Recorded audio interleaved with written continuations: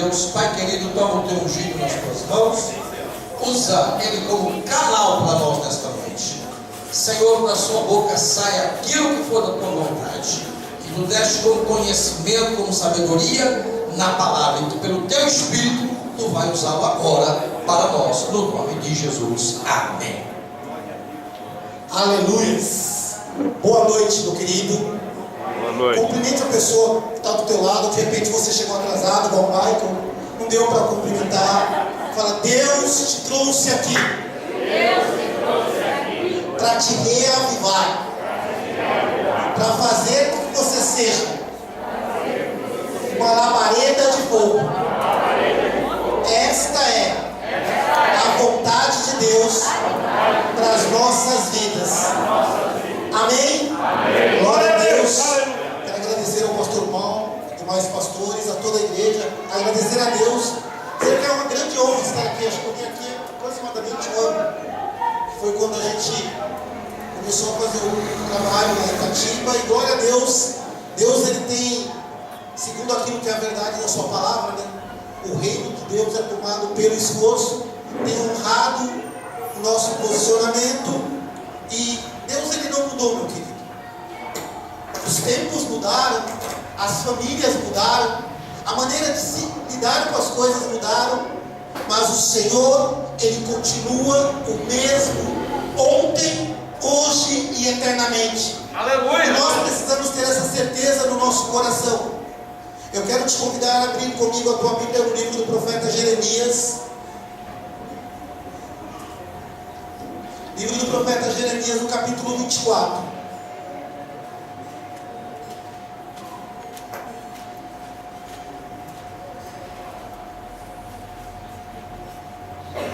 Nós vamos desde os versos de 1 a 10. Profeta Jeremias, capítulo 24, dos versos 1 a 10. Assim diz a palavra: Fez-me o Senhor ver, e vi 2 cestos de figos postos diante do templo do Senhor, depois que Nabucodonosor, rei da Babilônia, levou a cativeiro Jocanias, filho de Joaquim, rei de Judá e de Jerusalém, e lhe os trouxe da Babilônia. Um cesto tinha figos muito bons, como os figos de Porão, mas o outro cesto tinha figos muito maus, que não se podiam comer, de maus que eram. Disse-me o Senhor: Que vês tu, Jeremias? E eu disse: Figos, os figos bons, muito bons, e os maus, muito maus, que não podem comer, de maus que são. Então veio minha palavra do Senhor dizendo: Assim diz o Senhor, o Deus de Israel, como estes bons figos, assim conhecerei aos de Judá, levados em cativeiro, e que enviei deste lugar para a terra dos caldeus, para o seu bem. Porei os olhos sobre eles, para o seu bem, e os farei voltar a esta terra, e edificá-lo-eis, e não os destruireis, e plantá-lo-eis, e não os arranquei. Dar-lhe coração para que me conheçam, porque eu sou o Senhor, e ser-me-ão por povo, e eu lhes serei por Deus, porque se converterão a mim de todo o seu coração. E como os figos maus, que não se podem comer, de mal que são, porque assim diz o Senhor, assim entreguei Zedequias, rei de Judá, e os seus príncipes, e o resto de Jerusalém, tanto os que ficaram nesta terra, como os que habitaram na terra do Egito. Eu os entregarei para que sejam terror, um mal para todos os reinos da terra, um opróbrio, provérbio, um escárnio e uma maldição em todos os lugares para onde eu os arrojei. E enviarei entre eles a espada, a fome e a peste, até que consumam de sobre a terra que dei a eles e aos seus pais. Pode se aceitar. Glória a Deus. Aleluia. Levante a sua mão e repita assim comigo: Deus tem expectativas sobre a minha vida. Você crê nisso? Amém. Nós temos expectativas pessoais. Provavelmente você, na sua mais tenra idade, sonhou ser um astronauta, uma médica, um veterinário, e a vida te conduziu por um outro caminho. As nossas expectativas, elas são volúveis e são moldadas e conduzidas conforme as circunstâncias. As expectativas de Deus para a sua vida são expectativas eternas.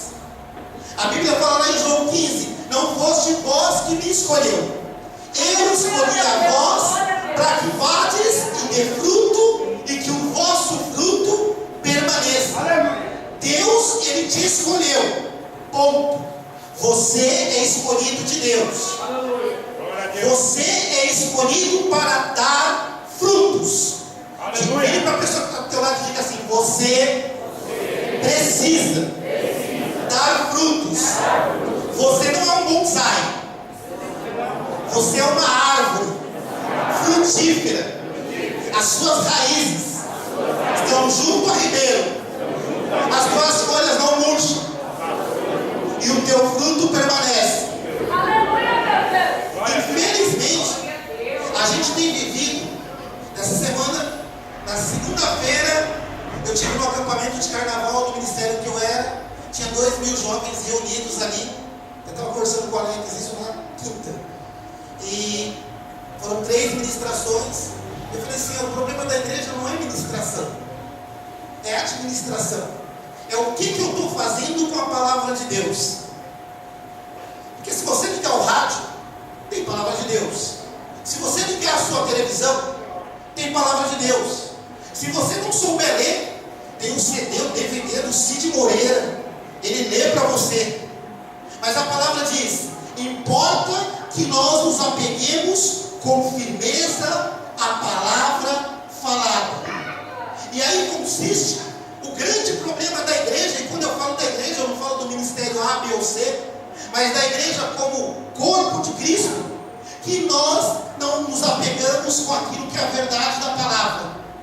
Nós nos associamos com a nossa luta. Nós nos apegamos com os nossos problemas. Tem irmão que chama a dor das costas de a minha dor nas costas. O seu problema, ele já virou o seu problema de estimação. Você alimenta e retroalimenta ele. A Bíblia fala que você precisa se apegar à verdade da palavra, a palavra falada. Porque quando o escritor de Hebreus escreveu isso, a palavra não estava escrita na sua íntegra, ou seja, era a palavra meramente verbalizada. Eu e você, além da palavra falada, a gente tem a palavra escrita, a palavra em todos os canais de comunicação possível, e mesmo assim nós não conseguimos desenvolver aquilo que Deus tem para nós.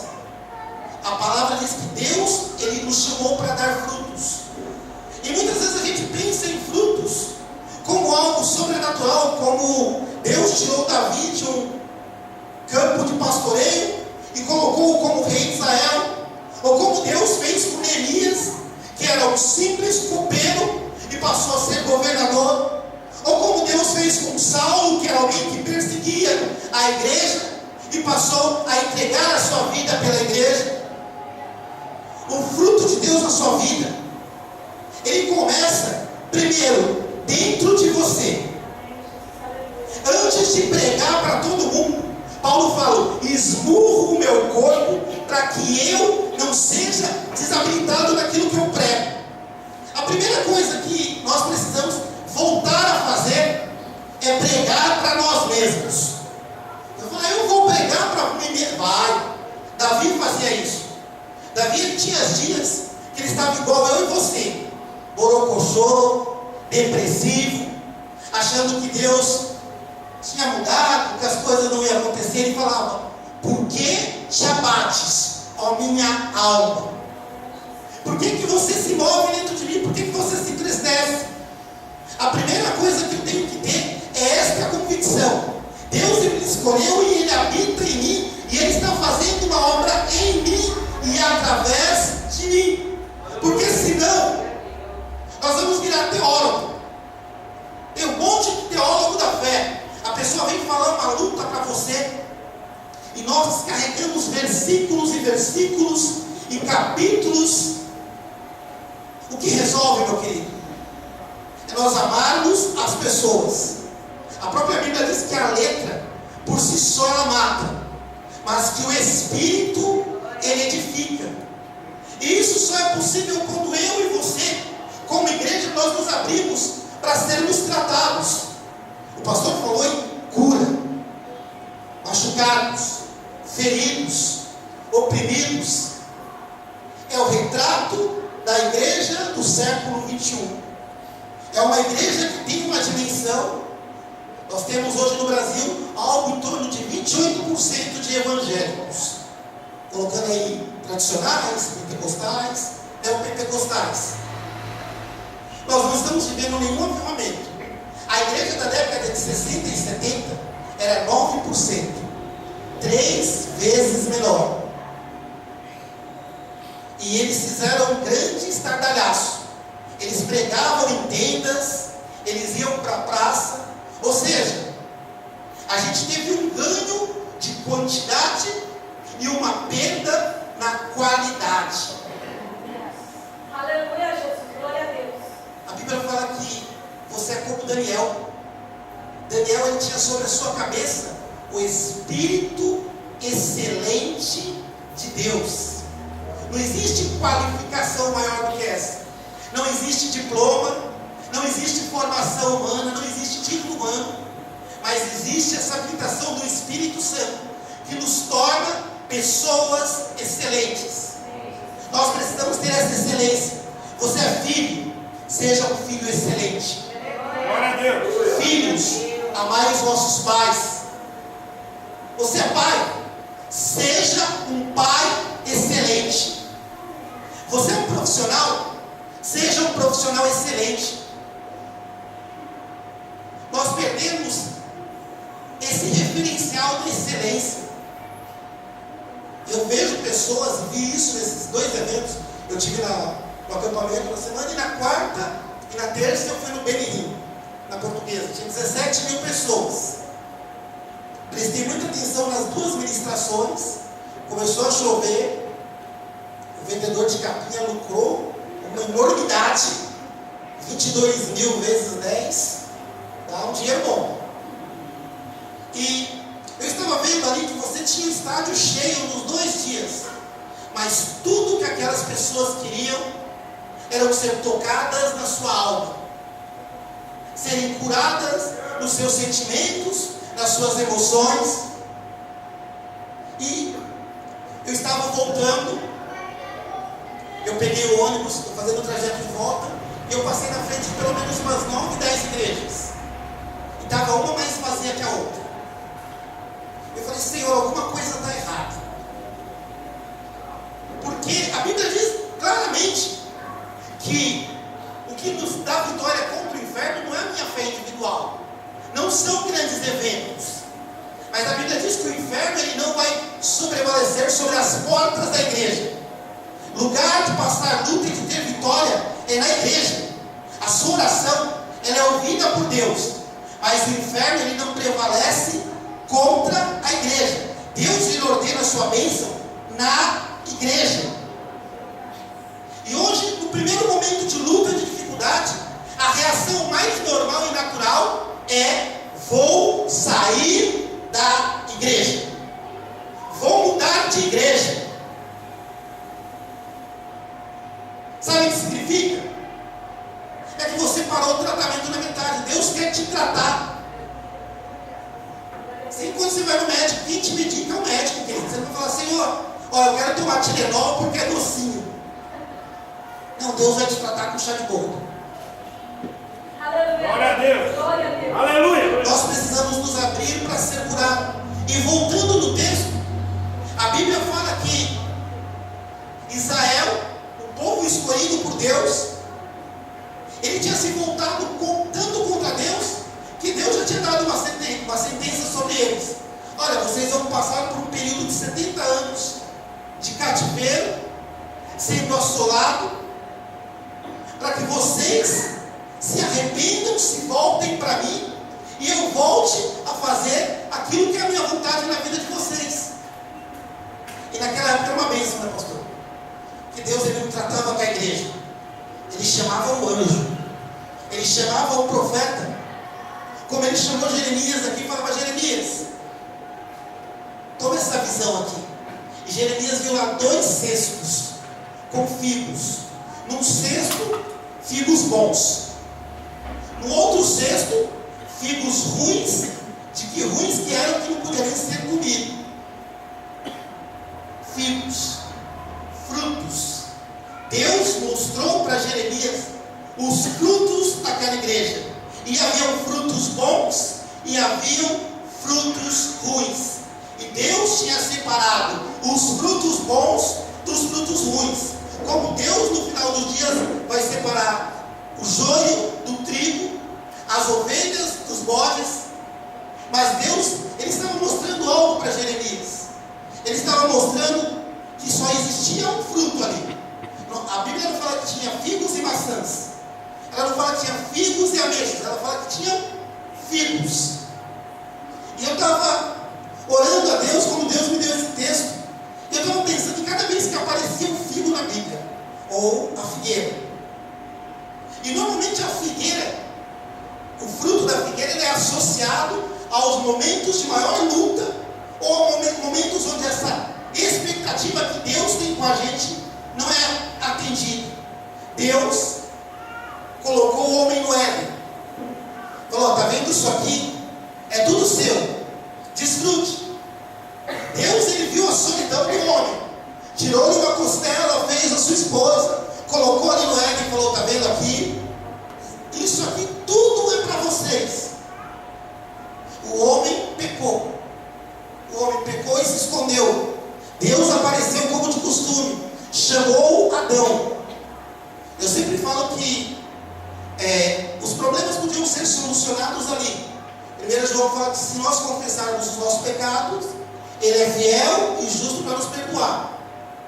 Deus chegou para Adão e falou: Adão, por que se escondestes? Não tive medo.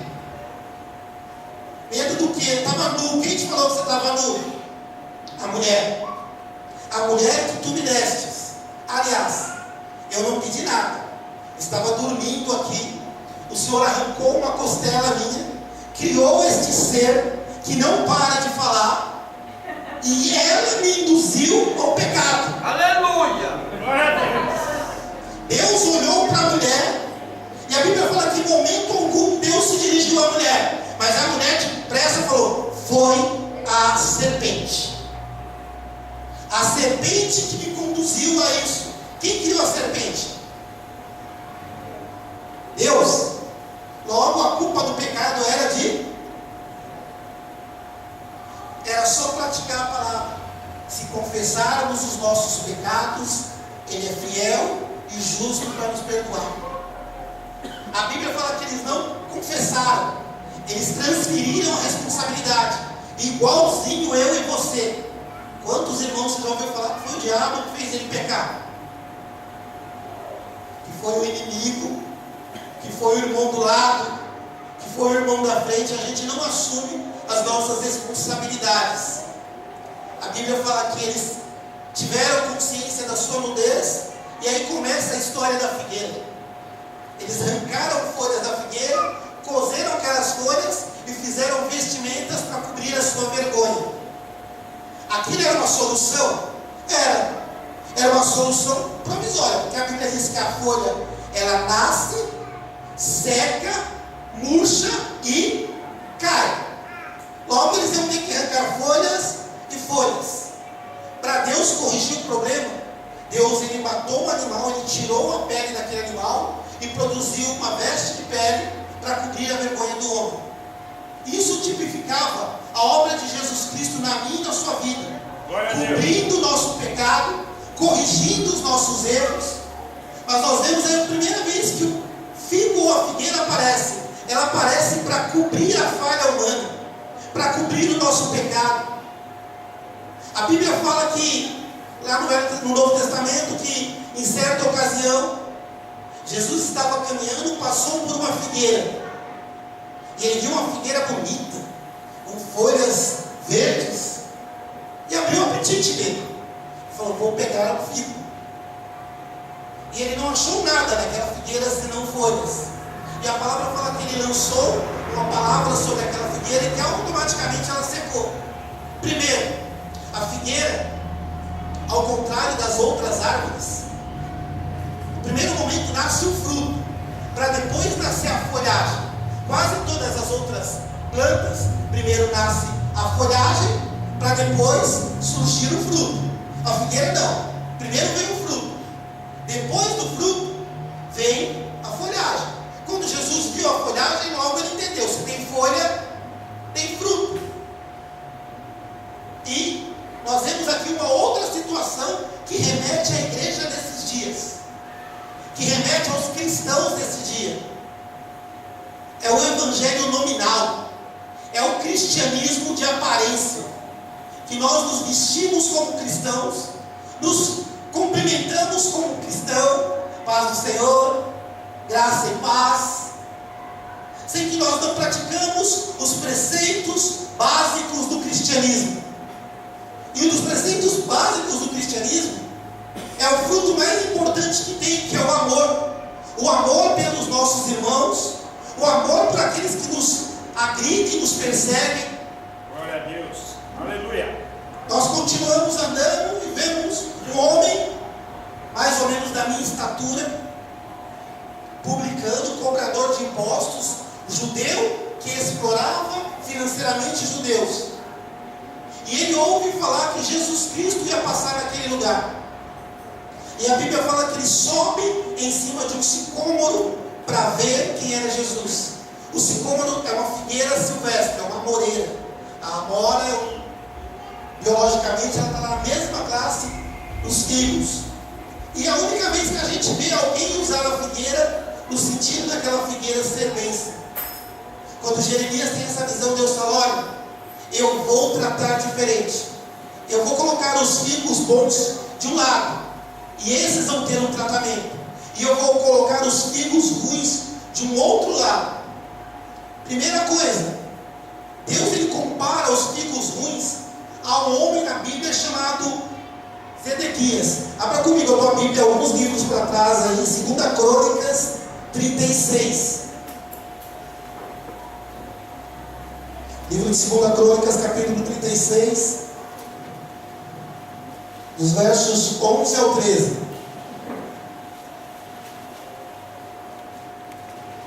Era Zedequias de idade de 20 anos, 25 anos, quando começou a reinar, e 11 anos reinou em Jerusalém, e fez o que era mal perante os olhos do Senhor, seu Deus, nem se humilhou perante o profeta Jeremias, que falava da parte do Senhor.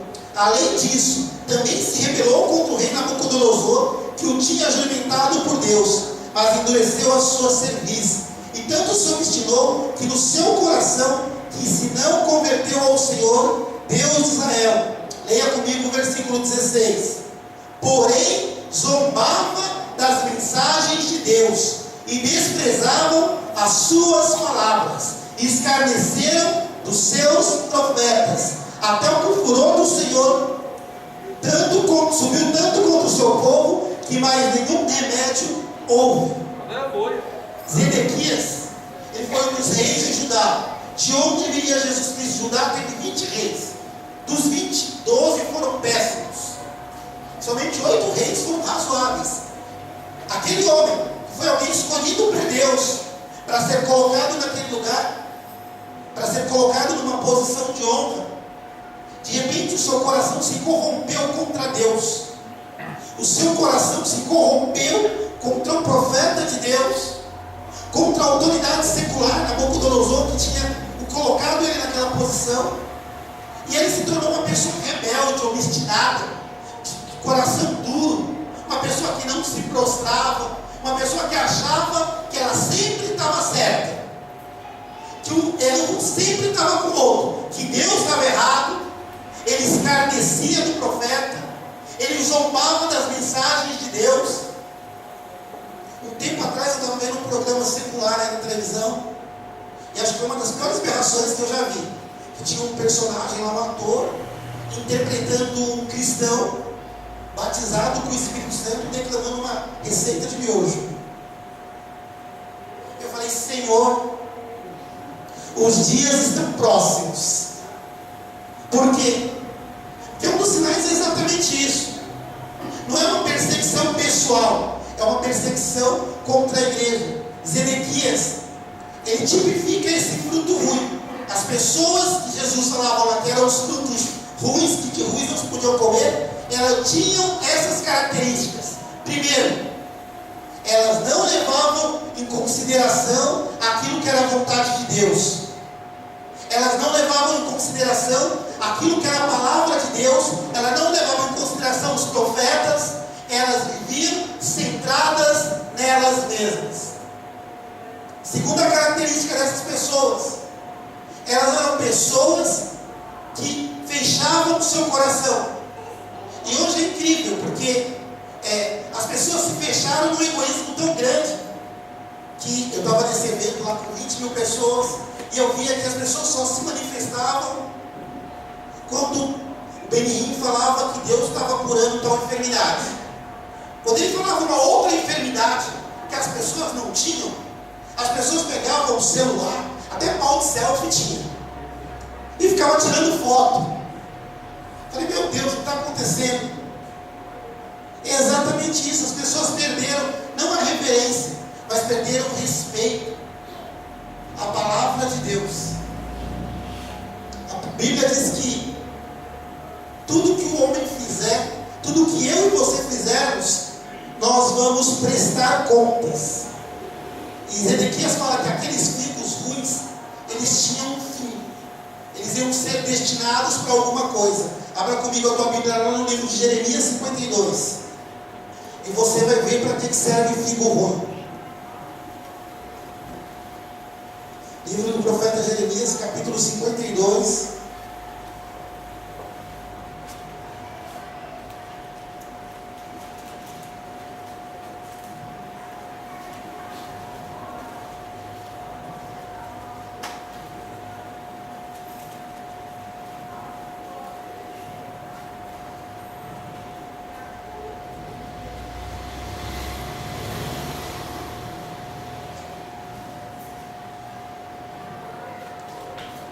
Era Zedequias da idade de 21 anos, quando começou a reinar, e reinou 11 anos em Jerusalém. E o nome da sua mãe era Amutal, filha de Jeremias, de Libna, e fez o que era mal perante o Senhor, conforme tudo que fizera Joaquim, seu pai. Por esta razão sucedeu que, por causa da ira do Senhor contra Jerusalém e Judá, ele os lançou fora da sua presença. E Zedequias se rebelou contra o rei da Babilônia. E aconteceu no ano do seu reinado, no mês 10º, do 10º dia do mês, que veio Nabucodonosor, rei da Babilônia, contra Jerusalém. Ele e todo o seu exército se acamparam contra ela e a levaram contra ela tranqueiras ao seu redor. Ou seja, Jerusalém, aquilo que Deus tinha escolhido, o povo de Deus, a nação de Deus, por causa do pecado daquele homem, todo aquele povo foi levado cativo. Todo aquele povo foi levado para uma outra terra, para a terra da Babilônia. E quantas vezes, por causa da dureza do nosso coração de ouvir a Deus, a nossa família não sofre? Quantas vezes, por causa da tua obstinação em não ouvir a Deus e não obedecer a Deus, o seu filho sofre? Quantas vezes, por causa da dureza do nosso coração, a igreja não sofre? A Bíblia diz que nós precisamos ter um coração quebrantado diante do Senhor. Mas a Bíblia diz que Deus, Ele não nos chamou para sermos filhos ruins. Deus, Ele te chamou para ser um bom fruto. Vire para a pessoa que está ao seu lado e diga: você é um fruto bom. Você não é azedo. Você não é amargo. Ainda que você esteja machucado, ferido, doído, Deus, Ele vai fazer uma vitamina, um mousse, um bolo. Mas Deus, Ele vai te usar não para afastar as pessoas, mas para fortalecê-las. Porque o Senhor, Ele te escolheu para que você seja um fruto bendito nesta terra. A Bíblia fala que eu e você somos frutos do sonho de Deus. Aleluia. Deus, Ele sonhou contigo. Deus, Ele sonhou com a sua família. Deus, Ele sonhou com este momento. O momento de ter uma igreja reunida, de ter um povo separado. Sei que nós não podemos deixar que a obstinação e o pecado roubem isso de nós. Abra a tua Bíblia comigo lá em Jeremias 24. E você vai ver agora a sua parte nisso. Jeremias 24, dos versos 5 ao 6. O que acontece com os frutos bons. Assim diz o Senhor, o Deus de Israel: como estes bons figos, assim conhecerei os de Judá, levados em cativeiro, que vêm deste lugar, para a terra dos caldeus. Porém os olhos sobre eles para o bem. Vire para a pessoa que está do teu lado. Os olhos do Senhor estão sobre você, para o bem, para te abençoar, para te curar, para te libertar. No Salmo 33 a palavra diz que os olhos do Senhor procuram os bons da terra. E é uma coisa difícil hoje. Deus, Ele te encontrou.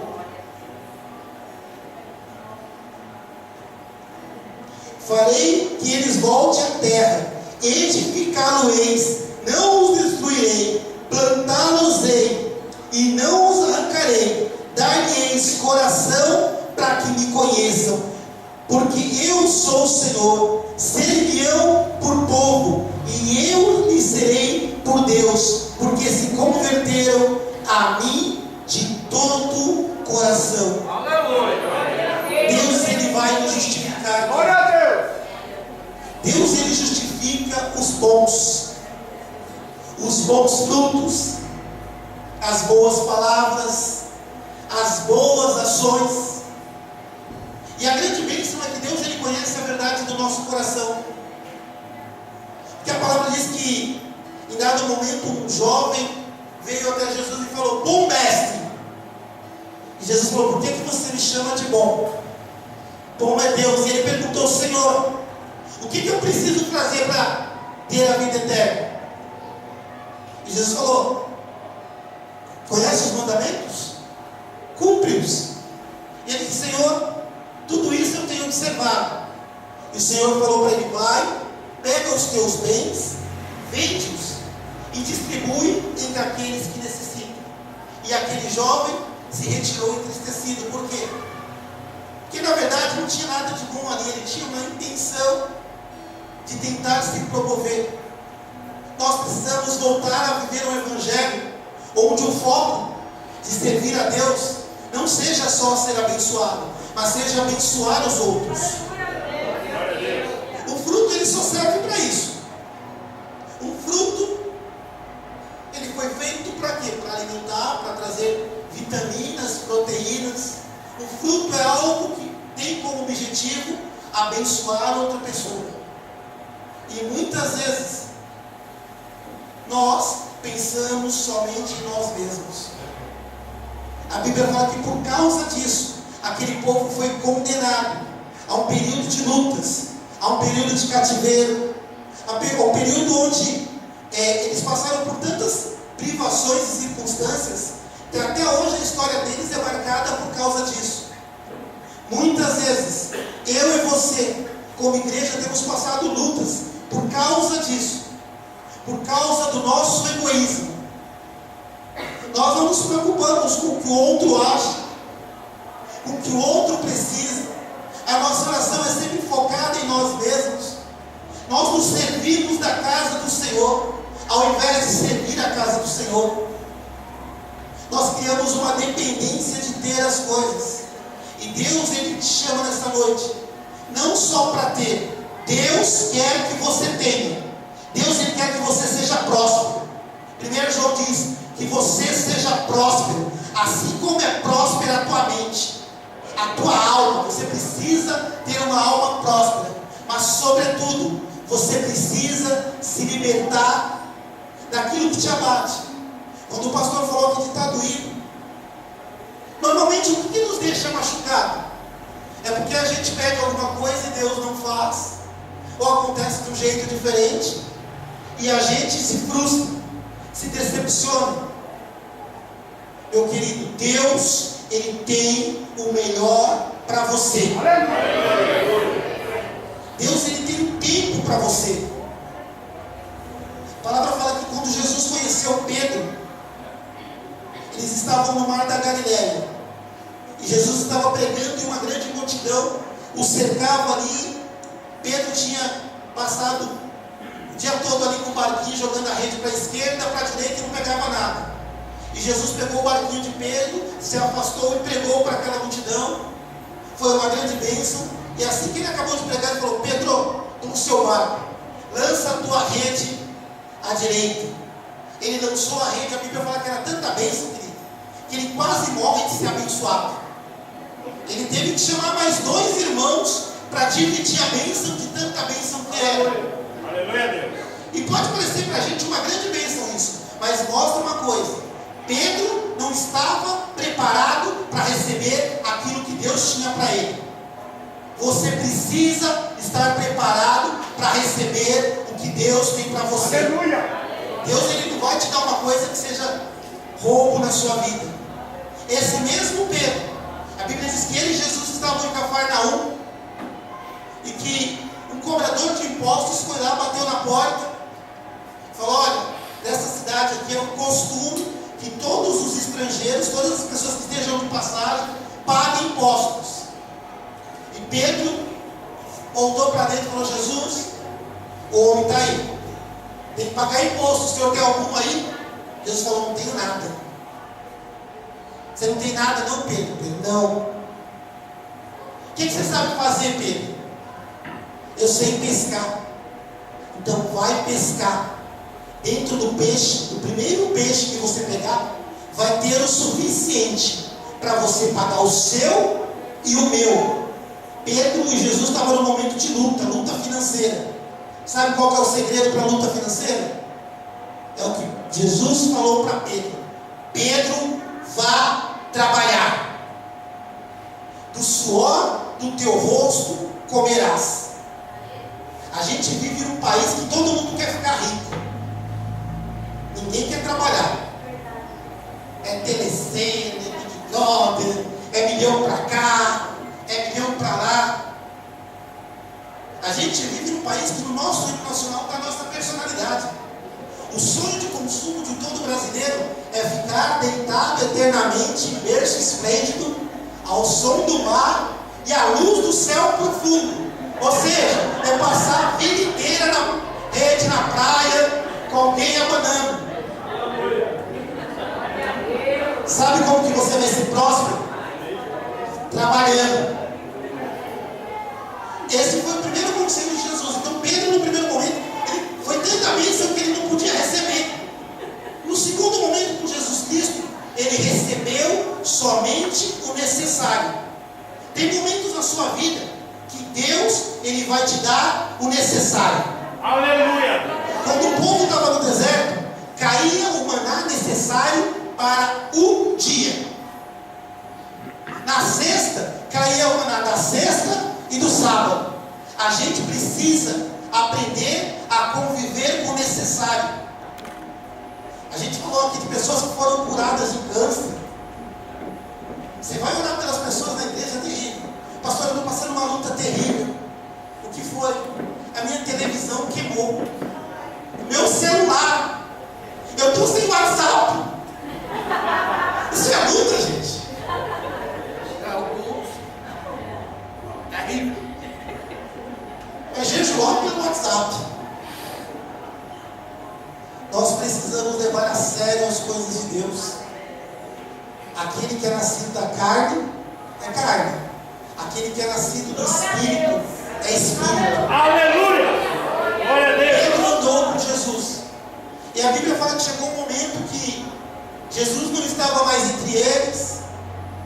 E Pedro, ele tinha uma capacidade de liderança tão grande que ele juntou os 7 apóstolos, mais ele, e voltaram para o mar para pescar. E a Bíblia diz que eles estão pescando lá em João 21, que é madrugada, que ele colocou o barquinho, jogou a rede para a esquerda, jogou a rede para a direita, e que de repente ele olhou e viu um homem sobre as águas, e ele reconheceu que era Jesus. E no primeiro momento ele ficou com medo, achou que era um fantasma. Quando eles voltaram, ele disse que aquele homem, Jesus, estava na areia, assando pães. A última vez que Pedro tinha visto Jesus, ele tinha negado Jesus numa fogueira. Ele olhou para aquela fogueira e falou: Jesus e fogueira. A última vez que eu passei por essa cena, eu pisei na bola, eu traí, eu abandonei Jesus. E diz que Jesus chegou para ele, ministrou, perguntou: Pedro, tu me amas? E ele falou: o Senhor sabe. E que Jesus repetiu e falou: Pedro, você me ama? O Senhor, tu sabes. E que na terceira vez Jesus falou: Pedro, o Senhor me amas? E ele se abriu e ele foi curado ali. E a partir daquele momento de cura, Deus falou: então agora apacenta minhas ovelhas, volta lá e joga a rede. E ele jogou a rede de novo. E é a única das 3 vezes que a Bíblia descreve a quantidade. A Bíblia fala que ele colheu 153 grandes peixes, vírgula, e não obstante serem tantos, a sua rede não se rompeu. Pedro estava preparado para receber. Deus está te preparando. Deus está te preparando com as tuas lutas. A gente não quer aprender as coisas, né? Mas Hebreus fala que Jesus Cristo aprendeu por meio daquilo que sofreu. Ou seja, a gente só aprende quando sofre. Nós não pensamos e agimos. Nós sentimos e agimos. A gente acorda, olha na janela, o dia está claro, a gente não põe a blusa.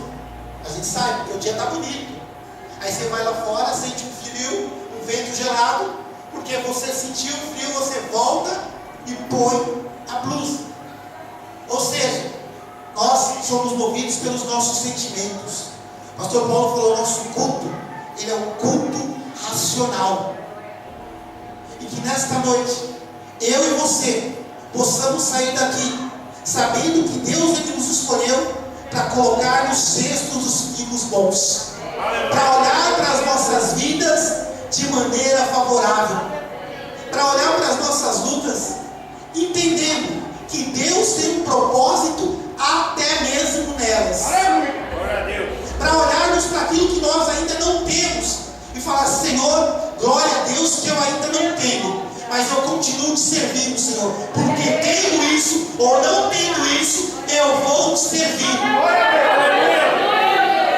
Que nós possamos sair daqui marcados por Deus de maneira diferente do que está aí fora, onde as pessoas acham que para ser feliz você precisa ter as coisas.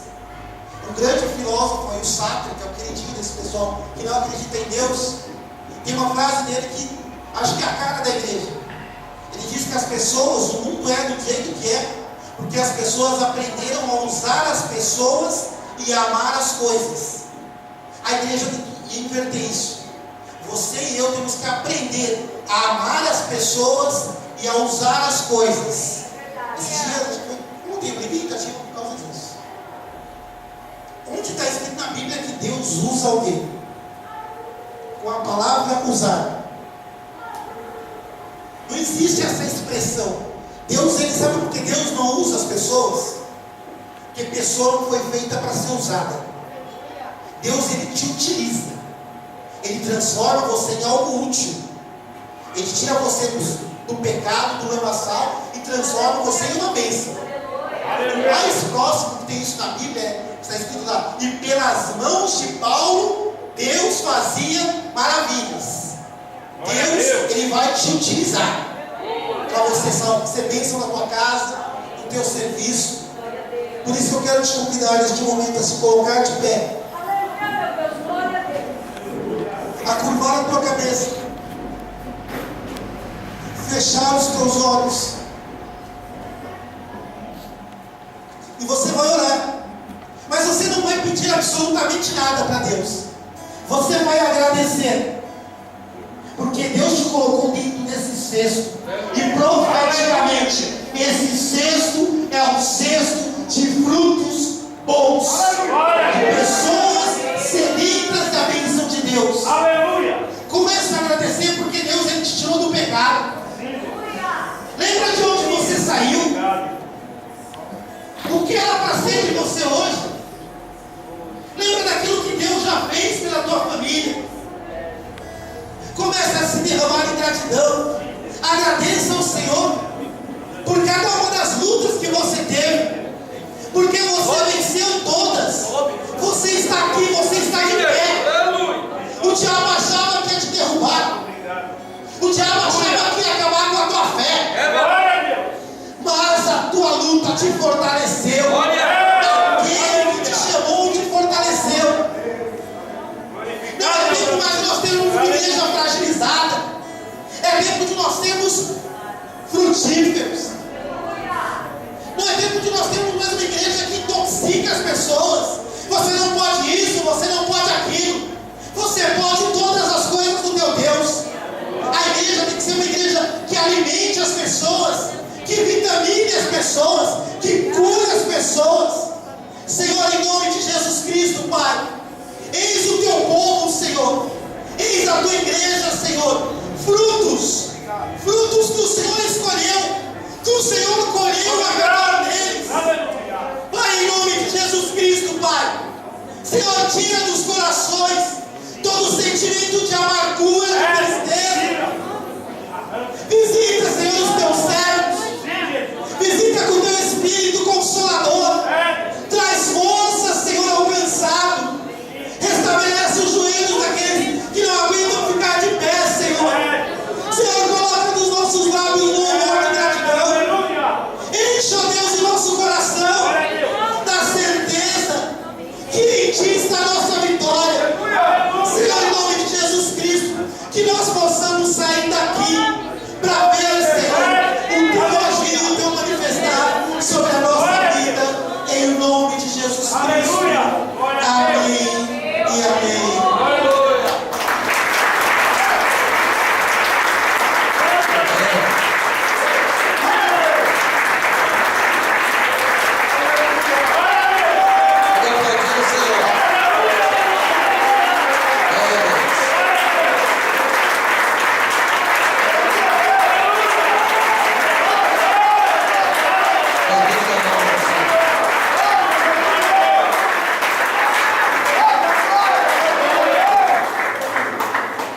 Você prestou atenção, o Senhor falou na boca do seu profeta. Porque começaram uma caminhada em parar, cortar a cruz pela metade, mudar de igreja. Ah, não está bom aqui, eu vou para outro ministério. Deus falou. Deus falou na boca do seu servo. Eu luto pela minha salvação. Eu luto pela minha salvação. Com dor ou sem dor, com alegria ou sem alegria, eu quero chegar no céu. Aleluia.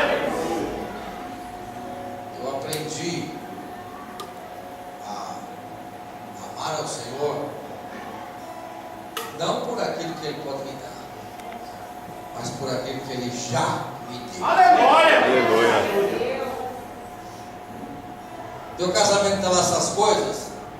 Glória a Deus. Teu trabalho não está lá essas coisas? Glória a Deus.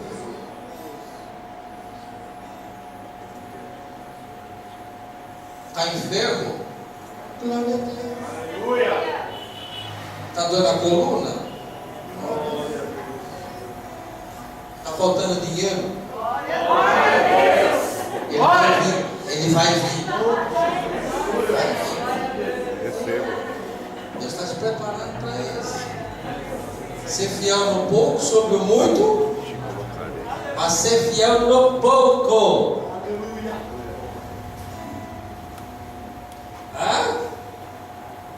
Rapaz, recebi uma bênção 30 mil. Pô, tem que dar 3 mil para a igreja. 3 mil? Será que o pastor Paulo vai fazer com dinheiro? Eu vou gastar. Deixa eu fazer uma pergunta. A concentração lá no Benerim, lá na Portuguesa, não era R$1.000 por pessoa? As arquibancadas eram abertas, você tinha um setor VIP. O setor VIP era R$1.000 que podiam ser parcelados em 10 parcelas de R$100. E os obreiros tinham uma maquininha, você passava o cartão e era o shopping. Daí eu estou preparando a maquininha. A partir de amanhã, R$1.000. Área VIP, vamos fazer uma área VIP aqui, milão.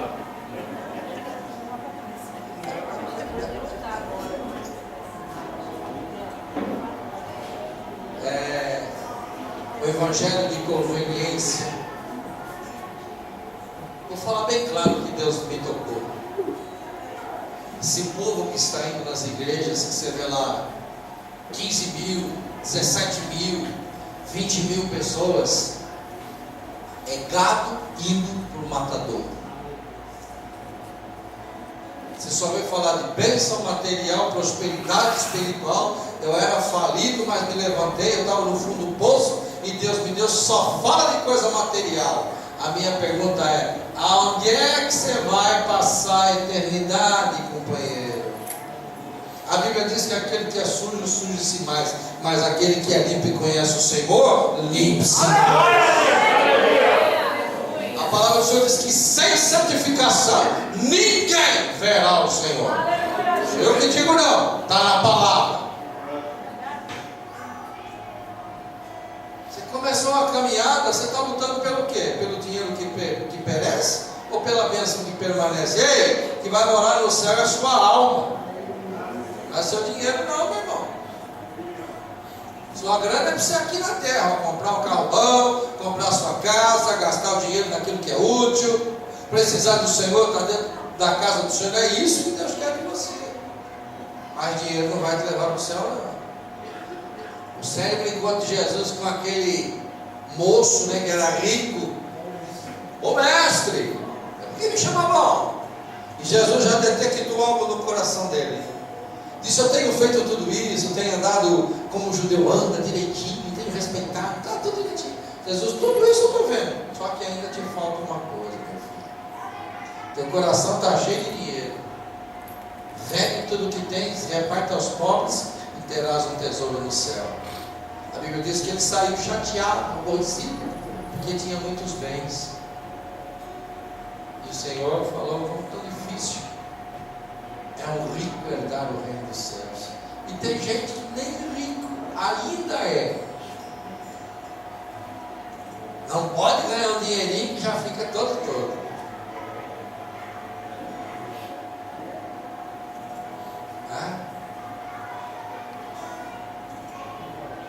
Teve dia que eu cheguei aqui, que você virasse a cabeça para baixo, mas não custou no bolso.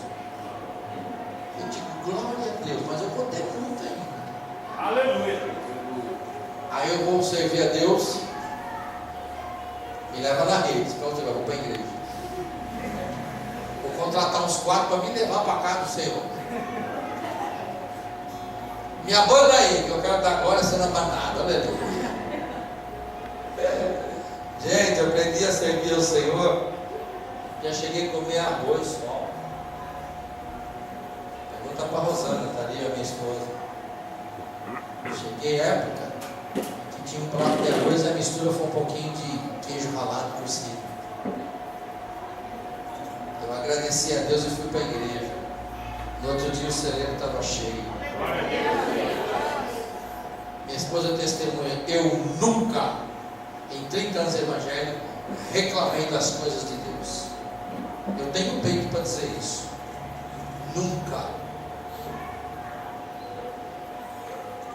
Um dia falei com o Senhor, chorando no quarto, eu digo: Senhor, qual foi o dia que eu abri a minha boca a reclamar de alguma coisa que tu me fizeste? Senti tanta unção, tanto poder de Deus naquele quarto que parecia que ia explodir. Mas você precisa andar direito. sou melhor que vocês, não. Mas eu aprendi a adorar a Deus no pouco, porque eu sei que sobre o muito Ele vai nos colocar. Aleluia. Amém? Amém. Pai querido, leva-nos em paz.